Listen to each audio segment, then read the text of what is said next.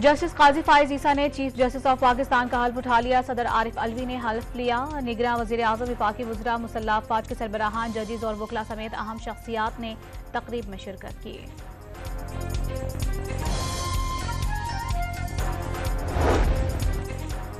निगरान वज़ीर आज़म अनवारुल हक काकड़ अक़वाम मुत्तहिदा के जनरल असम्बली इजलास में शिरकत के लिए अमरीका के लिए रवाना। अनवारुल हक काकड़ 22 सितंबर को जनरल असम्बली के इजलास से खिताब करेंगे।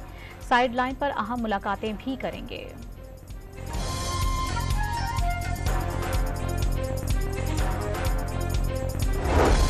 नून लीग की लीगल टीम ने नवाज शरीफ को ग्रीन सिग्नल दे दिया। साबिक वज़ीर आज़म 21 अक्टूबर को वतन वापस पहुंचेंगे। नवाज शरीफ की वतन वापसी की राह में कोई कानूनी मुश्किल हायल नहीं, शहबाज शरीफ की गुफ्तगू।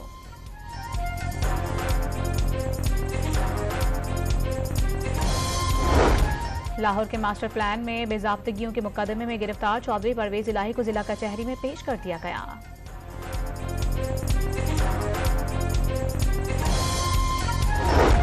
सिंध की निगरां काबीना ने वजीर दाखिला ब्रिगेडियर रिटायर्ड हारिस नवाज के लिए 3 करोड़ रुपए मालियत की बुलेट प्रूफ गाड़ी खरीदने की मंजूरी दे दी।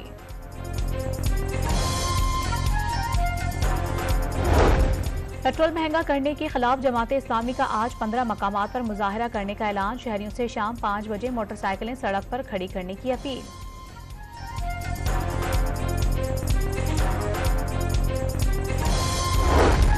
पेट्रोल महंगा होने के असरात नुमाया होने लगे। लाहौर में लहसुन 1000 रुपए, टमाटर 120, प्याज और आलू 100 रुपए फी किलो में फरोख्त होने लगे।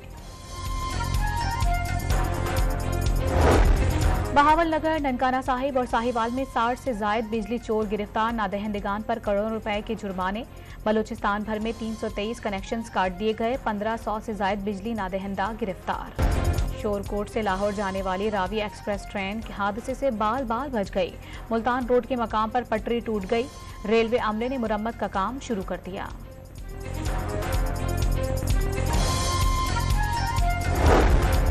और एशिया कप का फाइनल आज कोलंबो में भारत और श्रीलंका के दरमियान खेला जाएगा। मैच पाकिस्तानी वक्त के मुताबिक 2:30 बजे शुरू होगा।